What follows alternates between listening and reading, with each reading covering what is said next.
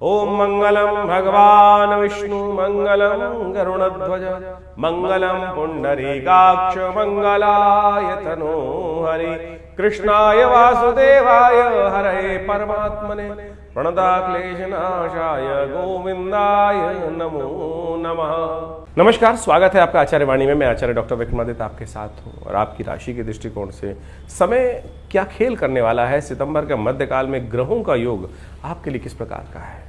देखिए कर्क राशि वालों, आपकी राशि के दृष्टिकोण से आपको समझना चाहिए कि आपकी राशि के दृष्टिकोण से बहुत सारे ग्रहों का परिवर्तन का योग इस सितंबर के मध्यकाल में बन रहा है।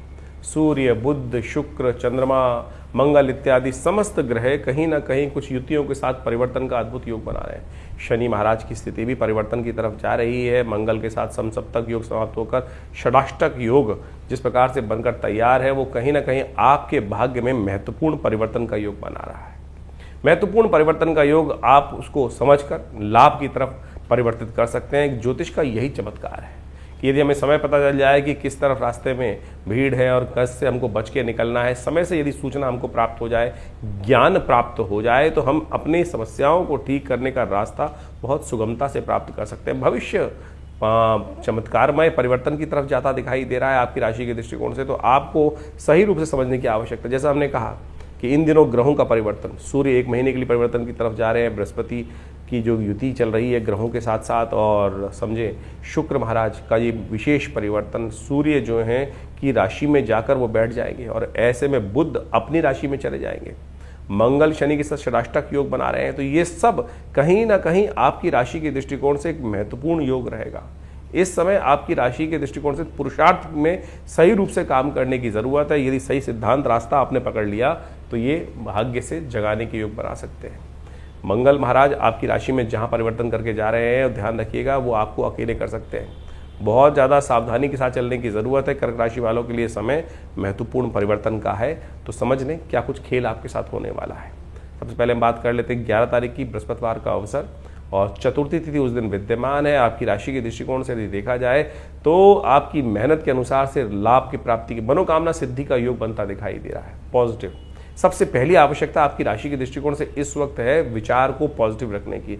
नेगेटिव सोच से बाहर आने की जरूरत है। पॉजिटिव रहेंगे तो बिल्कुल आप अनेक अद्भुत कार्य असंभव को संभव करके दिखा सकते हैं। इस वक्त ग्रह योग इस प्रकार का आपका योग बनाते दिखाई दे रहे हैं। चंद्र बुध आदित्य योग जो बना हुआ है वो आपके लिए बहुत श्रेष्ठ बना हुआ है। इस समय पूरी तरह से घर वालों को जितना प्रसन्न रखो, जितना घर वालों का आशीर्वाद देकर काम करोगे, घर वालों के साथ प्रसन्न रखते हुए कार्य करोगे, बाहर वाले आपके लिए थोड़ा नुकसान का योग बना सकते हैं, लेकिन घर वाले आपके लिए पूरी तरह से उनके मनोभाव पर आपकी किस्मत टिकी हुई है। तो घर वाले प्रसन्न तो आपकी किस्मत के बारे में आ रहे, घर वाले आपसे रुष्ट तो आपके लिए एक परेशानी का योग बन सकता है। आप कैसे उनको प्रसन्न करना ये आपके हाथ में। सर्वार्थ सिद्ध योग बना हुआ है, और साथ साथ इस दिन चतुर्थी और पंचमी दोनों का श्राद्ध रहेगा। पूरे उत्तर भारत के दृष्टिकोण से यदि पंचांग की गणनाओं के अनुसार से देखा है तो मध्याह्न व्यापनी चतुर्थी पंचमी दोनों व्याप्त हैं। अगले दिन पंचमी जो है मध्याह्न व्यापनी नहीं रहेगी, इसलिए चतुर्थी और पंचमी का श्राद्ध इसी दिन किया जाना चाहिए। तो श्रद्धा के साथ से पीले वस्त्रों का दान इस दिन आपके लिए संपूर्ण रूप से कल्याणकारी योग बनाएगा। आपकी राशि के दृष्टिकोण से हम समझ लें कर्क राशि वालों के लिए 12 तारीख का दिन क्या खेल कर रहा है। शुक्रवार का अवसर, पंचमी तिथि उदया तिथि के रूप में विद्यमान है, जो प्रातःकालीन बहुत लंबे समय तक नहीं चलेगी। षष्ठी का आगमन हो जाएगा, इसलिए षष्ठी का श्राद्ध इसी दिन किया जाएगा। ग्रह परिवर्तन की सूचना दे रहे हैं और ये परिवर्तन आपकी राशि के दृष्टिकोण से अच्छा है, पॉजिटिव है, और आगे बढ़ने के नए रास्ते आपको दिखाता दिखाई दे रहा है। इसका लाभ आपको लेने का प्रयास करना चाहिए। दूध का दान, गाय के दूध से भगवान शंकर का अभिषेक, गाय के दूध से खीर बनाकर किसी को वितरित करना, ब्राह्मणों को खिलाना, क्योंकि श्राद्ध चल रहे हैं, षष्ठी का श्राद्ध इस दिन रहेगा। और यदि हो सके तो थोड़ा सा खीर एक पूरी पे रखकर कौवे को डाल दीजिए, श्वान को दे दीजिए। ये आपके पितृ ऋण से निवृत्ति का सुंदर योग बना सकता है। तर्पण इत्यादि अवश्य श्रद्धा के साथ करने का प्रयास करें, यह आपके लिए संपूर्ण रूप से पितरों का आशीर्वाद देता है। बहुत सारे लोग इस बात पर रहते हैं कि हम तो गया में जाके श्राद्ध कराए।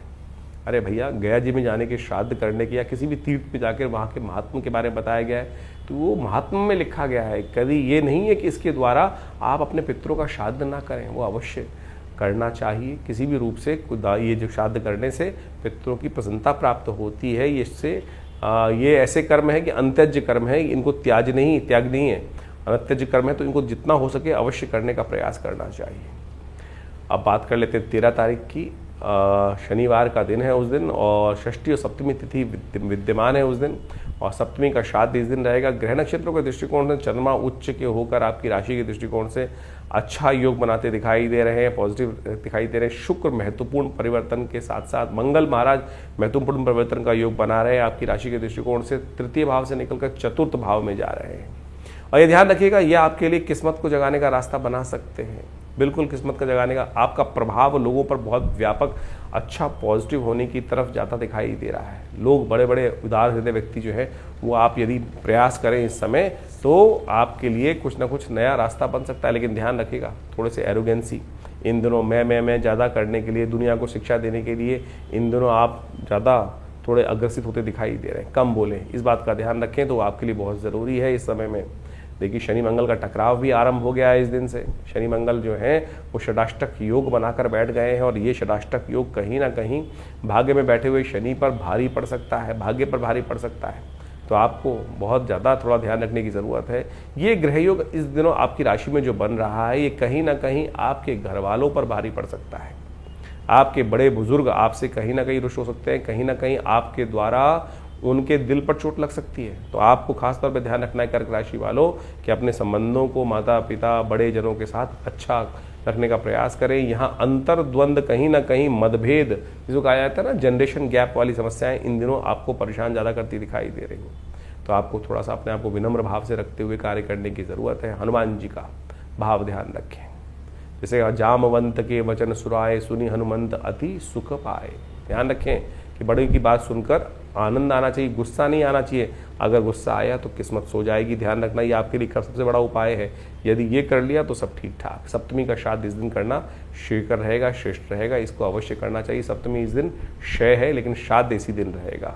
14 तारीख की यदि हम बात करें, रविवार का अवसर है, उस दिन अष्टमी तिथि विद्यमान है, उदय तिथि के रूप में विद्यमान है, पूरी तरह से पूरे दिन रहेगी। और इस दिन ग्रहों का परिवर्तन का योग बनता दिखाई दे रहा है। शुक्र महाराज परिवर्तन करके सिंह राशि में प्रवेश करते दिखाई दे रहे हैं। आपकी लग्न राशि से निकलकर आगे जाएंगे और द्वितीय भाव में जाकर विराजमान हो जाएंगे। ये आपके लिए कहीं ना कहीं अच्छा योग बनाएंगे, बढ़िया योग बनाएंगे। एक दूसरे ग्रहों के दृष्टिकोण से ये योग आपके लिए अच्छा रहेगा। इस दिन ग्रहों की युति देखें, शुक्र, बुध और साथ साथ सूर्य भी अपने घर में विराजमान होकर आपकी राशि के दृष्टिकोण से एक बहुत सुंदर योग बना रहे हैं।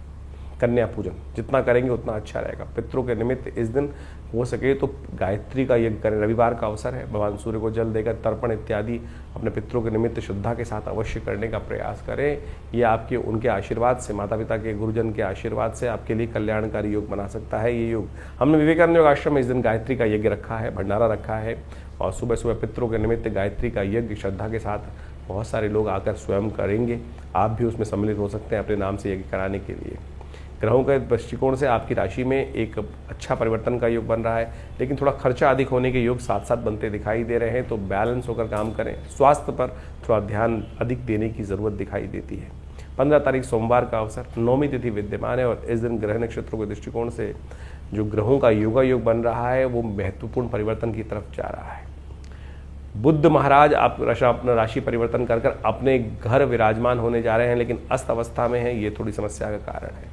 कुछ विचारों में नया परिवर्तन, शोध की तरफ मन ज़्यादा अग्रसित होता दिखाई देगा। कुछ नया रास्ता आपके मनोविचार में आने के योग बन सकते हैं। बुद्ध को थोड़ी ताकत देने की ज़रूरत पड़ेगी। जितना हो सकता है हरी चीज़ों का दान करें। भगवान शंकर पर बिल्वपत्र अर्पित करने का प्रयास करें। गौ सेवा करने का प्रयास करें।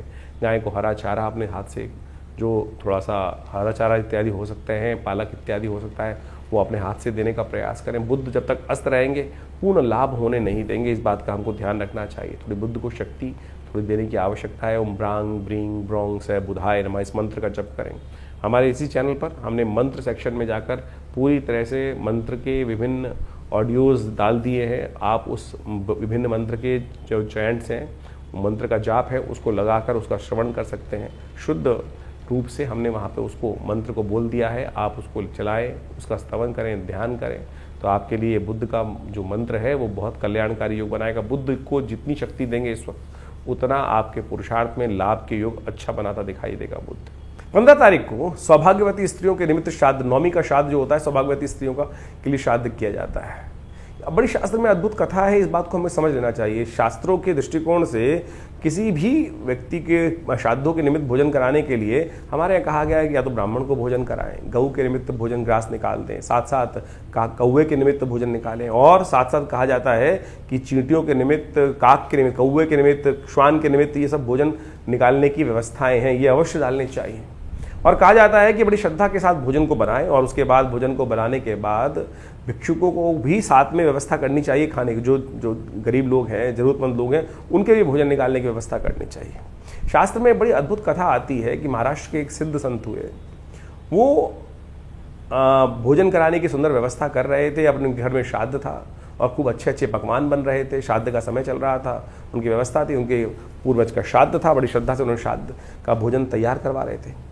अपने आंगन में बैठे हुए साधना कर रहे थे, मंत्र जप कर रहे थे, गायत्री का जप चल रहा था, लेकिन बाहर से कुछ छोटे गरीब बच्चे बाहर से जा रहे थे।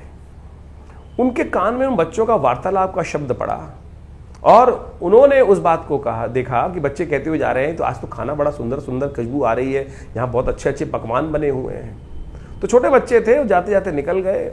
जहाँ संत के कानों में जब वो शब्द पड़ा तो तुरंत उठे, मंत्र जब बीच में छोड़ा और बाहर निकल के आए और रोका उनको, अरे रुको। और सारा भोजन जो बना रखा था वो उन गरीब बच्चों को उन्होंने करा दिया। और उसके बाद दोबारा चौकी की व्यवस्था की गई, पुनः स्वच्छता की गई और पुनः अपने पूर्वजों के निमित्त ब्राह्मण भोजन कराने के लिए सब व्यवस्था की गई। शास्त्र में कथा आती है इस प्रकार से, बहुत सारी जनमानस में कथा है। जब उन्होंने वो कथा कराई, जब उन्होंने भोजन करा दिया, दोबारा भोजन कराया गया, लेकिन वो बात क्षेत्र के प्रबुद्ध जनों में पहुंच गई कि हमारे भोजन करने से पहले अब ये संत जी ने वो भोजन गरीबों को करा दिया और उन्होंने संपूर्ण रूप से तिरस्कार कर दिया कि अब हम आपके यहाँ भोजन नहीं करेंगे, आपको इसका पश्चाताप करना पड़ेगा। संत ने कहा पश्चाताप बिल्कुल कर लेते हैं, आप जैसे कह रहे हैं वैसे कर लेंगे। तो कहा जाता है कि उन्होंने पश्चाताप करने के लिए जल में खड़े होकर, उनको कहा गया कि इस समय तक जल में खड़े होकर पश्चाताप आपको करना है। दूर कई घटना घटती है कि एक किसी व्यक्ति को सपन में आते हैं कि वहां बैठे हुए एक संत पश्चाताप कर रहे हैं और उनको कोढ़ था, और वो कोढ़ी जो व्यक्ति था उसको स्वप्न आया कि वहां जाकर उनसे कहना कि जो आपने पुण्य किया है वो जल आप पे डाल दे तो ये आपका रोग ठीक हो जाएगा।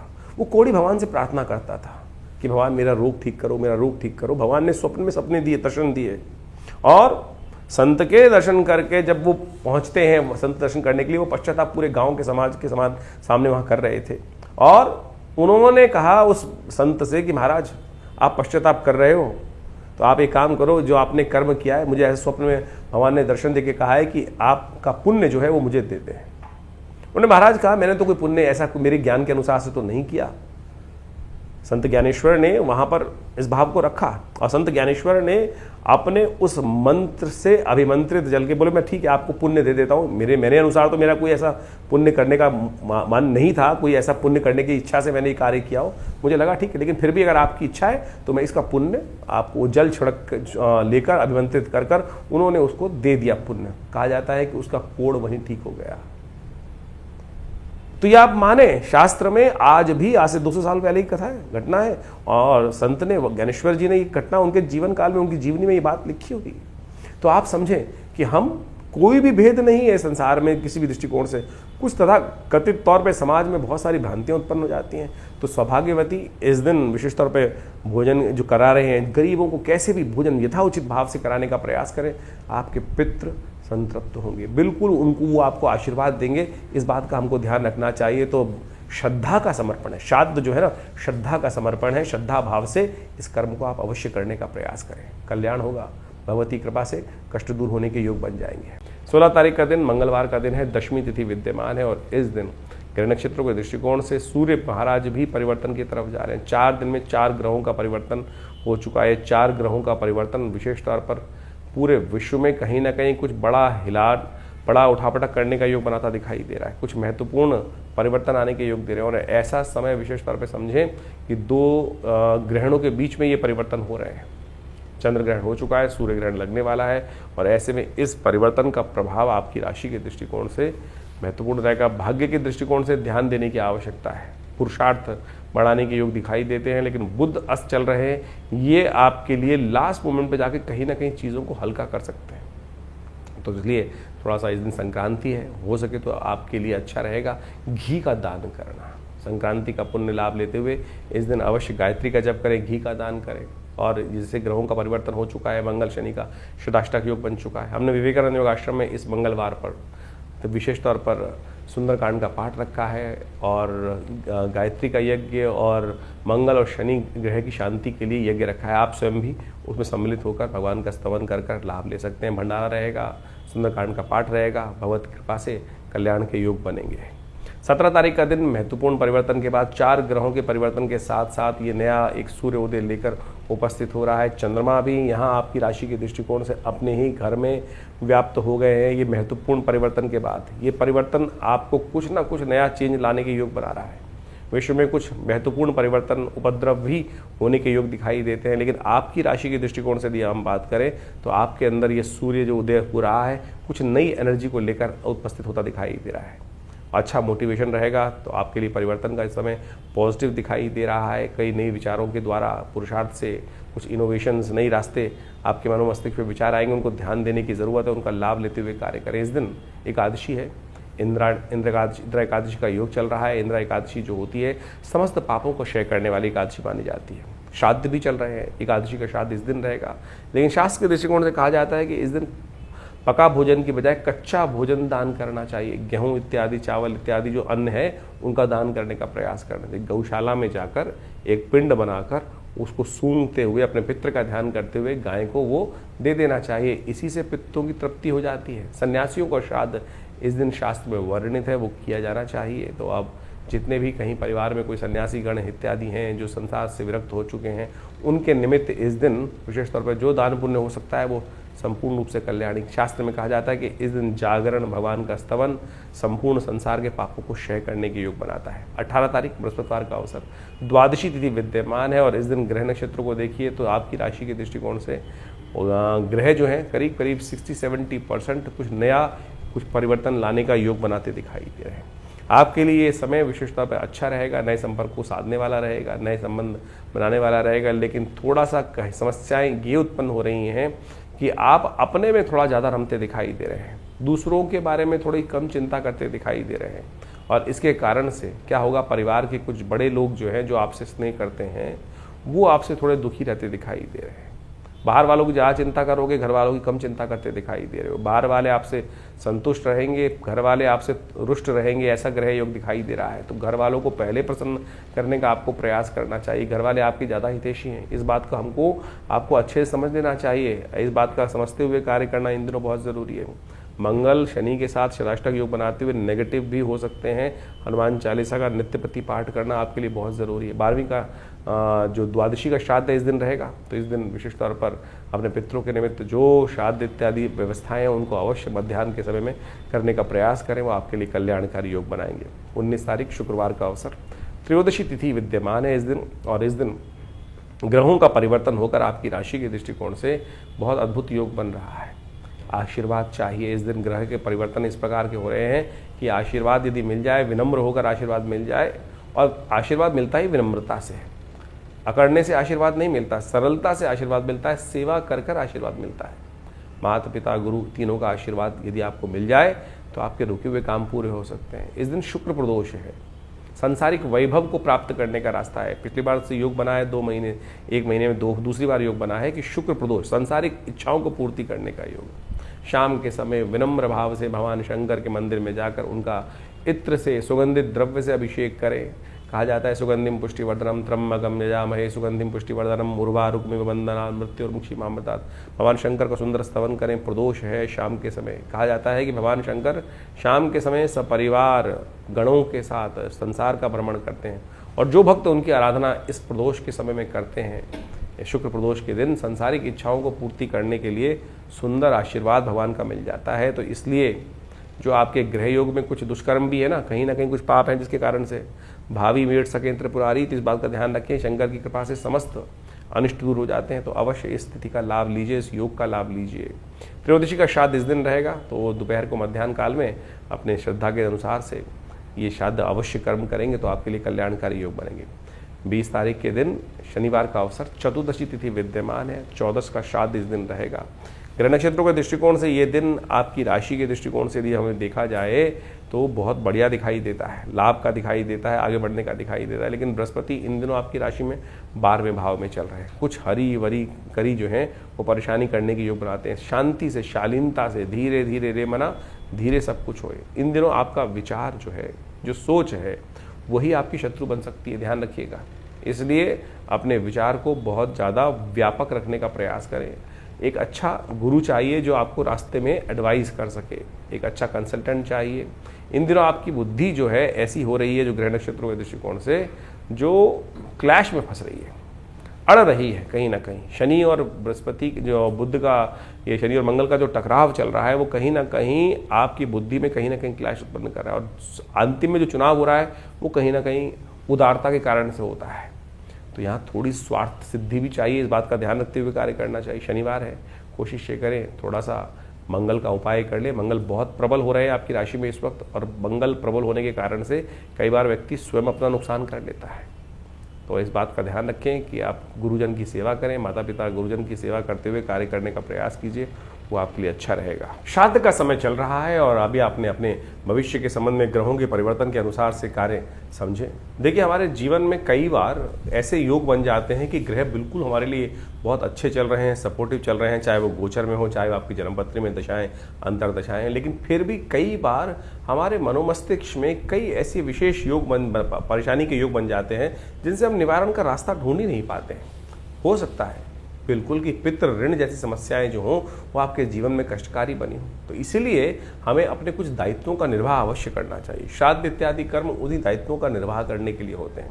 यदि घर में अनचाहे कोई कष्ट चल रहे हैं, सब कुछ होते हुए, समृद्धि होते हुए भी आनंद घर में नहीं है, जीवन निरस्ता की तरफ चलता चला जा रहा है और बार बार सपने इत्यादि में पितरों का आना दिखाई देता है, या उनकी याद बहुत ज़्यादा बनी रहती है, या आपके घर में बहुत सारे काम रुके पड़े हैं, विवाह इत्यादि के काम रुके पड़े हैं, अनेक प्रकार की कुछ ना कुछ जीवन में समस्याएं कैसे ना कैसे रूप में आती रहती हैं, तो हो सकता है उसका कारण पितृ ऋण हो।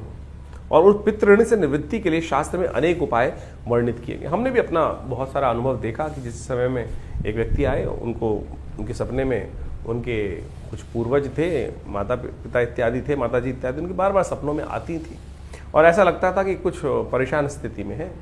वो हमारे आश्रम पे आए और हमने उनका जो भी शास्त्र के दृष्टिकोण से अनुष्ठान हो सकता है वो अवश्य कराने का रास्ता बनाया। गायत्री ऐसे में सबसे श्रेष्ठ कहा जाता है कि गायत्री का 1.25 लाख जो यप यदि यज्ञात्मक तौर पे करा दिया जाए तो पितृ निवृत्ति से, ऋण से निवृत्ति के योग बन जाते हैं। और आप सत्य माने कि वो अनुष्ठान पूर्ण आहुति कराई गई और पूर्ण आहुति कराने के कुछ दिन बाद, जैसे 21 दिन का शायद अनुष्ठान उन दिनों रहा होगा, और उसका अनुष्ठान के कराने के बाद 10 दिन बाद उनका फोन आया कि हमारे घर में जो शादी रुकी पड़ी थी, बिटिया की शादी नहीं हो रही थी, उसका भी योग बन गया। तो हो सकता है आपके बहुत सारे जीवन की समस्याएं इस पितृ ऋण से के कारण से ही हो रही हों। और हम समय समय पर जिस प्रकार से शास्त्र में वर्णित है कि नित्यपति, हम तो केवल, बहुत सारे लोग तो श्राद्धों में भी आज अपने पितरों के निमित्त जो तर्पण इत्यादि है, ब्राह्मण भोजन इत्यादि है, गौग्रास इत्यादि नहीं निकाल पाते हैं। लेकिन शास्त्र में तो नित्यपति अपने पितरों के निमित्त उस तर्पण इत्यादि कार्य को कहा गया है। अभी हमारे इन बहुत सारे प्रश्न भी समय समय पर हमारे चैनल पर आते रहते हैं लोगों को। तो एक प्रश्न आया कुछ दिन पहले जो हमने उसका कारण भी बताया, उसका निवारण भी लिख के भेजा उनको, कि एक कहा गया कि भाई हम तो गया में जाके श्राद्ध कराए हैं, क्या अब हमको आवश्यकता नहीं है दोबारा? हम तो गया में ऐसा बताया गया कि अब वापस आके दोबारा अपने श्राद्ध कराने की ज़रूरत ही नहीं है। देखिए, श्राद्ध कराने की ज़रूरत हमेशा होती है। श्राद्ध तो नित्यपति है। गया जी का महात्म्य इस प्रकार से बताया गया कि पिंड वहाँ करने के बाद आपके पिंड से निवृत्ति होती, पिंड छुड़ाने मत जाइए। श्रद्धा के साथ यदि गया जी जा रहे हैं तो वहाँ अवश्य विष्णुपद इत्यादि में जाकर अपने पितरों के निमित्त जो श्राद्ध कर्म कर सकते हैं वो बिल्कुल अवश्य करना चाहिए। लेकिन नित्यपति का जो दायित्व है वो तो निर्वाह करेंगे। और बहुत सारे लोग बोल देते हैं कि पितरों की वो विशेष तौर पर क्या है कि उनका पुनर्जन्म हो गया होगा। शास्त्र में वर्णित है कि 3 पीढ़ी तक हर व्यक्ति को अपने पिता, मतलब ज्येष्ठ पिता और उनके बड़पिता, वहाँ इन सब का श्राद्ध इत्यादि, माता इत्यादि का श्राद्ध इसी प्रकार से 3 पीढ़ी तक अवश्य करना चाहिए। चाहे बड़े हैं, चाहे छोटे हैं, चाहे वो किसी भी, बहुत सारे लोग कहते हैं हमारे बड़े भाई कर लेंगे या भाई कर लेंगे, स्त्रियां नहीं करती हैं अपने माता पिता का जो जाने के बाद। अरे आपको अवश्य करना चाहिए, कोई भी कर सकता है। शास्त्र प्रमाण करते हैं इस बात को कि स्त्री भेद का कोई इसमें वो नहीं है, स्त्री पुरुष का कोई भेद नहीं है। और इस बात को हमको अच्छे से यथाउचित भाव से करने का प्रयास करना चाहिए। ब्राह्मण भोजन करा दीजिए, सबसे श्रेष्ठ शास्त्र में वर्णित है। गऊ को ग्रास निकाल दीजिए, ब्राह्मण नहीं मिल रहे हैं तो गऊ को गरीबों को भोजन करा दीजिए। चींटी इत्यादि, श्वान इत्यादि, इन सब की जो बलि व्यवस्था दी गई है वो अवश्य कराने का प्रयास। बलविश्वदेव महायज्ञ के अनुसार से शास्त्र के दृष्टिकोण से बहुत सारी चीज़ें बताई गई है कि हमें 5 जो है उनको, ब्राह्मण को, गऊ को, श्वान को, काक को, चींटियों को, इन सबको अवश्य यथाउचित भाव से अपने पितरों के निमित्त भोजन का अवश्य व्यवस्था करने का प्रयास करना चाहिए। और इससे आप सत्य माने कि पितरों के प्रति जो ऋण है वो निवृत्ति होती ही है, और उसमें कोई बहुत ज़्यादा खर्चा करने की ज़रूरत नहीं, अपनी श्रद्धा के अनुसार से आप जैसी सामर्थ्य। और एक बात और ध्यान रखें कि यदि आप पितृ के निमित्त श्राद्ध इत्यादि कार्य कर रहे हैं, बाई चांस किसी के पास कुछ धन अभाव है, वो बाहर से उधार पकड़कर इस प्रकार की व्यवस्था बनाने का प्रयास करता है कि भाई उधार पैसे से नहीं, उधार लिया हुए पैसे से यदि पितृ कर्म इत्यादि श्राद्ध इत्यादि कर रहे हैं तो वो पितरों को नहीं लगेगा, उससे तो और ज़्यादा उनको कष्ट होगा। तो जितनी अपनी सामर्थ्य, जितनी अपनी इच्छा है, जितनी हमारी व्यवस्थाएं हैं, उसके अनुसार से हमें ये कार्य अवश्य करने का प्रयास करना चाहिए। हमने आपको बताया कि नित्यपति कौन सी तिथि में कौन सा श्राद्ध बन रहा है, उसके निमित्त अवश्य कार्य करने का प्रयास करें। देखिएगा उससे मन में कहीं ना कहीं संतुष्टि उत्पन्न होने का योग बनेगा। मन में कहीं ना कहीं जो भार है, जो जीवन में या परिवार में किसी भी कारण से बहुत सारे कष्ट चलते रहते हैं, ग्रहों के कारण से और बहुत सारे और कारण से, उन सबसे कहीं ना कहीं, और सबसे श्रेष्ठ कार्य ये कार्य अवश्य करें, यज्ञ इत्यादि करें, गायत्री का जप मानसिक तौर पर कर लें, और हो सके तो गायत्री का यज्ञ भी कर लें। तर्पण नित्यपति विधि जो शास्त्र में वर्णित है उसके अनुसार से किसी योग्य ब्राह्मण के द्वारा, पंडित जी के द्वारा अवश्य कराने का प्रयास करें। उससे क्या होगा कि पितरों को शांति प्राप्त होगी, पुत्र शांत रहेंगे तो क्या होगा, उनकी प्रसन्नता रहेगी और उनका आशीर्वाद। देखिए पितृ तो आपसे हमेशा प्रसन्न है, पितृ रुष्ट कभी नहीं होती। कहने की बात है कि पितृ रुष्ट हो गए, ये ऋण है जो वो ना चाहकर भी आप पर चढ़ जाता है। पितृ नहीं चाहते। आप ये सोचें कि हमारे माता पिता तो सदा हमारा कल्याण ही सोचते हैं। वो क्या संतान होगी जो ये सोचे कि माता पिता हमारा अनिष्ट चाहते हैं। माता पिता वो तत्व है कि जो सोते जागते उठते बैठते हमेशा कहीं ना कहीं मन के, बाह्य क्रोध दिखाई दे सकता है, बहुत सारे संसार में लोग होते हैं, लेकिन अंतःकरण की जो बात है वास्तविक तौर पे वो ऐसा संबंध है कि वो सदा हमारा कल्याण ही चाहेंगे। तो इसी प्रकार से दिवंगत होने के बाद भी पितृ हमारा कल्याण ही चाहते हैं। तो हम यदि केवल इतना सा कर लें कि थोड़ा सा एक लोटा जल लेकर उसमें थोड़े से तिल डालकर इस पितृ तीर्थ से उनके निमित्त हर रोज क्या तो करना है, तर्पण। तस्मयी सुधा, यदि स्त्री है तो तस्मयी सुधा, तस्मयी सुधा, पुरुष है तो तस्मयी सुधा, तस्मयी सुधा, स्त्री है तो तस्सई सुधा, तस्सई सुधा, तस्सई सुधा। ये सुधा नाम की जो देवी का प्रादुर्भाव इसीलिए किया गया था कि जो हमारे पितरों तक जो हम जल इत्यादि देते हैं वो पहुंचाए। इतना सा कर्म भी करोगे ना, जैसे देवताओं को जल तो आप उंगलियों के अग्रभाग से देते हो, पितरों के निमित्त इस पितृ तीर्थ, अंगूठा और पहली उंगली के बीच में से ये जो तीर्थ है पितृ तीर्थ के निमित्त, उनको नित्यपति लोटा थोड़ा सा टेढ़ा करके इस प्रकार से डाल दीजिए। क्या लगता है आपका, इतना सा कर्म ही जो है वो पितृ ऋण से निवृत्ति दे सकता है आपको। और बाकी तो शास्त्र में अनेक विधान उपस्थित, श्रीमद् भागवत का सप्ताह इत्यादि, वो सब चीज़ें जो भी आप अपनी श्रद्धा के अनुसार से करें तो वो सबका सब कहीं ना कहीं आपके लिए कल्याण का माध्यम बन सकता है। तो ये श्राद्ध के जो कर्म हैं, और आजकल हम बाह्य रूप में ज़्यादा लग गए हैं। श्राद्ध के समय में बहुत सारे लोगों ने भ्रांति बना ली कि नई गाड़ी नहीं खरीदा, नए वस्त्र नहीं पहनना, नई चीज़ें नहीं बनाने। हमने इस आपको आज के अपने जो कार्यक्रम के अंदर इस वक्त जो बताया, हर रोज़ के बहुत बताया आपको, सर्वार्थ सिद्ध योग, रवि योग इत्यादि योग, ये किस लिए बने हैं? योग तो निषेध नहीं है ना। तो आपकी कोई नई चीज़ लाने से आपके पितृ कतई रुष्ट नहीं होने वाले भाई, इस बात को हम समझ लें। ये तो हमारे जीवन को वासना से विमुक्त करने के लिए, संसारिक चीज़ों से हटाने के लिए इन दिनों ये भाव रखा जाता है कि हम उन पितरों के निमित्त अपने कर्म के प्रति सुदृढ़ रहें और वो उनके निमित्त अवश्य जो कर्म कर सकते हैं वो करने का प्रयास करें। बाकी जीवन की जो दिनचर्या है वो तो जैसे चलती है वैसे ही चलती रहेगी। तो इसलिए हमने कहा कि मुहूर्त करने में कोई निषेध नहीं, आपकी नई गाड़ी लाने में, श्राद्ध इत्यादि कर्म में कोई निषेध नहीं है। ये तो कुछ लोगों ने जनमानस में अपने अपने मतानुसार, अपने अपने भावानुसार आपके समक्ष भाव उत्पन्न करने का प्रयास कर दिया। तो लेकिन आप अपने कर्म के प्रति अपने सुदृढ़ रहें, विशेष तौर पर उन सब कर्मों को करते रहें, तो पितृ का आशीर्वाद भी आपके साथ रहेगा। और इन दिनों इस बात को अच्छे से समझना चाहिए। तो इससे आपके जीवन में रास्ता बहुत बढ़िया बनने वाला है। तो हमने आश्रम में व्यवस्था करी है। बहुत सारे लोग हैं जो आज विदेश में रहते हैं, उनके लिए बहुत सारी व्यवस्थाएं नहीं हो पाती हैं, लोग दिक्कत करते हैं, समझ नहीं पाते हैं किस प्रकार से करें। तो यहाँ हमने गायत्री यज्ञ, तर्पण इत्यादि और समस्त ब्राह्मण भोजन इत्यादि की सुंदर व्यवस्था करी है। जो लोग नहीं कर पाते अपने घर में, वो यहाँ पर आश्रम से उन सुविधाओं का लाभ लेकर अपने पितरों की पितृ से निवृत्ति के लिए, पितरों की आत्म शांति के लिए जो नित्यपति यज्ञ चलता है पूरे श्रावण, पूरे श्राद्ध के महीने में जो समय में, तो आप उसका लाभ लें। और जाकि विशेष कोई जानकारी है तो व्हाट्सअप कमेंट बॉक्स में जाकर आप हमारे को प्रश्न भी भेज सकते हैं, हम उनका निवारण देंगे, चैनल पर भी लिख सकते हैं। और जो आपके प्रश्न होंगे उनका प्रयास करेंगे अगले कार्यक्रम में उन सब का निदान भी देकर आप लाभ लगाएं। और लगातार आश्रम पे रविवार को जो यज्ञ रहेगा, सामूहिक गायत्री यज्ञ रहेगा पितरों के निमित्त, उसमें भी आप जुड़कर अपने प्रश्नों का हल जान सकते हैं और अपने पितरों के निमित्त इस गायत्री यज्ञ में भाग लेकर उनके लिए आत्म शांति का रास्ता ढूंढ सकते हैं।